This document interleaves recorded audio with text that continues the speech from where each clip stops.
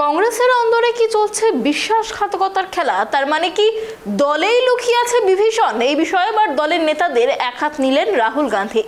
স্পষ্ট জানিয়ে দিলেন কংগ্রেসে থাকতে হলে সবাইকে মিলেমিশে কাজ করতে হবে। তার দাবি, অনেক নেতা কংগ্রেসের থেকেও গোপনে বিজেপির হয়ে কাজ করছেন।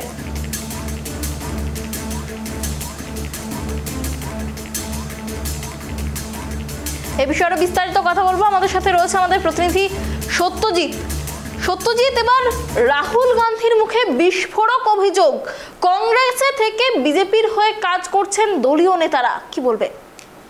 একদমই তাই। দেখো অনন্যা, প্রথমেই বলবো রাহুল গান্ধী কিন্তু অত্যন্ত পরিকল্পনা করেই এই যেমন তার কর্মসূচি নিয়েছেন, ঠিক তেমনই পরিকল্পনা করেই অন্তত ভাবনা চিন্তা করেই মন্তব্যটা করেছেন।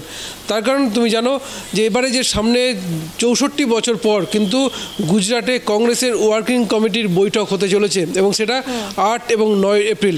এবং তার আগেই বলা যেতে পারে কংগ্রেসকে এই গুজরাট থেকে উজ্জীবিত করার কিন্তু একটা পদ্ধতি শুরু করেন রাহুল গান্ধী।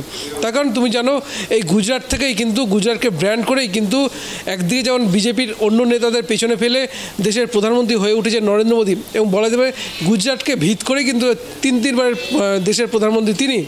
এবং স্বাভাবিকভাবেই রাহুল গান্ধী এবারে টার্গেট সেই গুজরাট, অর্থাৎ গুজরাটকেই কোথাও যেন বিজেপিকে ধাক্কা দেওয়ার একটা প্রয়াস। আর সেই কারণেই রীতিমতো গুজরাটে গিয়ে দলের নেতাদের, রাজ্য সভাপতি বলো বা বিরোধী দলনেতা কংগ্রেসের বিধায়ক দল, এমনকি জেলা সভাপতিদের সঙ্গেও বৈঠক করেছেন রাহুল গান্ধী। এবং বৈঠক করেই এই মন্তব্যটাই করেছেন। একদিকে তিনি যেমন গুজরাট কংগ্রেসকে বিজেপির বি টিম বলে কটাক্ষ করেছেন, ঠিক তেমনই দলের নেতাদের মধ্যেও কিন্তু অনেকেই বিভীষণের মতো কাজ করছে এমনটাই কিন্তু মন্তব্য করেছেন। এবং জানি কিন্তু সাড়া পড়ে গেছে কংগ্রেসের অন্দরেই। এবং দেখো, তোমাকে বলে রাখবো কংগ্রেসের ইতিহাস যদি দেখি, গুজরাটে কংগ্রেসের একসময় আমরা জানি কংগ্রেসের মুখ্যমন্ত্রী ছিলেন প্রাক্তন মুখ্যমন্ত্রী, তারপরে কেশুভাই প্যাটেল, অর্থাৎ 1995 থেকে কিন্তু রাজ্যে ক্ষমতায় বিজেপি রয়েছে। এবং কেশুভাই প্যাটেল একসময় গুজরাটের মুখ্যমন্ত্রী ছিলেন, তারপরে কিন্তু নরেন্দ্র মোদীর হাতে গুজরাট ছিল। তারপরে তিনি কিন্তু এই গুজরাটকে ব্যান্ড করেই দেশের প্রধানমন্ত্রী হয়ে উঠেছেন। এবং তা সত্ত্বেও গুজরাটের বিজেপির ভিত কিন্তু অত্যন্ত মজবুত। এবং এর আগে তুমি যদি বলো 2022 সালের যে বিধানসভা নির্বাচন, সেই বিধানসভা নির্বাচন কংগ্রেস কিন্তু খুব একটা গুরুত্ব দেয়নি। এবং যখন গুজরাটে বিধানসভা নির্বাচন চলছে তখন রাহুল গান্ধী ছিলেন ভারত জোড়ো যাত্রায়। ফলে স্বাভাবিকভাবেই কংগ্রেসের ভূমিকা নিয়ে রাহুল গান্ধীর ভূমিকা নিয়ে প্রশ্ন উঠেছিল। এবং তার আগে যদি বলি 2017-এর যে বিধানসভা নির্বাচন গুজরাটে, সেখানে কিন্তু বিজেপির সঙ্গে কিন্তু হাড্ডাহাড্ডি লড়াই হয়েছিল, কিন্তু 22-এ হয়নি। এবং এবারে রাহুল গান্ধী যে পরিকল্পনা নিয়েছেন, অর্থাৎ 2027-এ যে গুজরাটে বিধানসভা নির্বাচন হতে চলেছে, সেই বিধানসভা নির্বাচনে বিজেপিকে একটা ধাক্কা দেওয়ার চেষ্টা, অর্থাৎ 29-এর যে লোকসভা নির্বাচন, সেই লোকসভা নির্বাচনে অর্থাৎ কাঙ্ক্ষিত লক্ষ্যে পৌঁছাতে গেলে এই গুজরাট থেকে যে ধাক্কা দেওয়ার প্রয়োজন। আর সেই কারণেই গুজরাট কংগ্রেসকে শক্তিশালী করার জন্যই কিন্তু ঝাঁপিয়ে পড়লেন রাহুল গান্ধী। আর যেই কারণেই তিনি পৌঁছে রীতিমতো একদিকে যেমন বৈঠক করেছেন, ঠিক তেমনই দলের একাংশ যারা বিজেপির সঙ্গে রীতিমতো যোগাযোগ রেখে চলছেন, তাদের কাউকে বিভীষণ, কাউকে বিশ্বাসঘাতক বলেই কটাক্ষ করেছেন।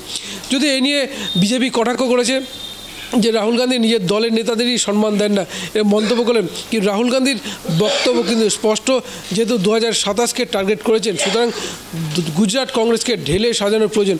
আর সেই কারণে যারা বিজেপির সঙ্গে যোগাযোগ করে চলেছেন, তাই কোথাও যেন একটা তাদের দল থেকে কোণঠাসা করে দেওয়ার প্রক্রিয়া কিন্তু হয়তো করতে পারেন কংগ্রেস। এখন দেখা যাক 8 এবং 9 এপ্রিল কিন্তু রয়েছে গুজরাটে কংগ্রেসের ওয়ার্কিং কমিটির বৈঠক। এবং তোমাকে বলে রাখি 64 বছর পর কিন্তু এই গুজরাটে ওয়ার্কিং কমিটির বৈঠক বসতে চলেছে, তা কিন্তু অত্যন্ত গুরুত্বপূর্ণ।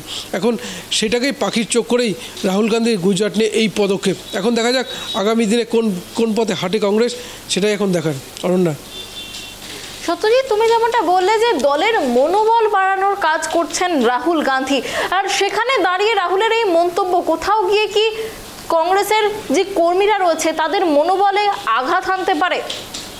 দেখো, একদমই তো। দেখো তো, কংগ্রেসের কথা যদি বলি, কংগ্রেসে একসময় গুজরাট কংগ্রেসের যিনি প্রধান মুখ ছিলেন শঙ্কর সিং বাঘেলা, গুজরাটের প্রাক্তন মুখ্যমন্ত্রী। এবং তার হাত ধরে কংগ্রেসের অর্থাৎ বলা চলে বিজেপির সঙ্গে তো হাড্ডাহাড্ডির একটা লড়াই কিন্তু হতো। বিজেপির কেশুভাই প্যাটেল ছিলেন, পরবর্তীতে নরেন্দ্র মোদী ছিলেন, কিন্তু শঙ্কর সিং বাঘেলা কিন্তু এত লড়াইটা দিতে পারতেন। কিন্তু তারপরেও যদি বলি গুজরাট কংগ্রেস সেরকম মুখ কিন্তু নেই। এই মুহূর্তে আহমেদ প্যাটেল রয়েছেন রাজ্যসভার সাংসদ, কিন্তু তার সত্ত্বেও গুজরাটে সেরকম মুখ কিন্তু উঠে আসেনি। আর যার ফলে কোথাও যেন নেতৃত্বের অভাব কিন্তু রয়েছে গুজরাটে।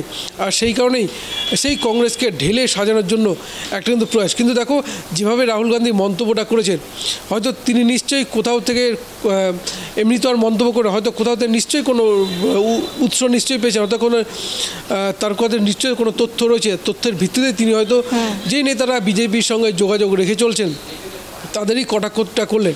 এবং দেখো এ নিয়ে অনেকে বলছেন যে রাহুল গান্ধী দলের নিচু স্তরের নেতাকর্মীদের সম্মান দেন না বলে মন্তব্য করেছেন। কিন্তু তোমাকে বলে রাখি যে যেহেতু 1995 থেকে টানা 30 বছর গুজরাটে ক্ষমতায় বিজেপি, সুতরাং সেইখানে দাঁড়িয়ে এই গুজরাটে কংগ্রেসের যে অস্তিত্ব অনেকটাই সংকটে বলা যেতে পারে। নেতৃত্বের অভাব যেমন রয়েছে, ঠিক সেইখানে এই কংগ্রেসকে তুলে ধরতে গেলে কিন্তু এরকম কড়া মনোভাবটাই কিন্তু প্রয়োজন। এবং দেখো সেরকম নেতা নেই, এবং এই রাহুল গান্ধী এই মন্তব্যের পরে আগামীদের কার নেতৃত্বে কংগ্রেস এগিয়ে আসে সেটা এখন বড় প্রশ্ন।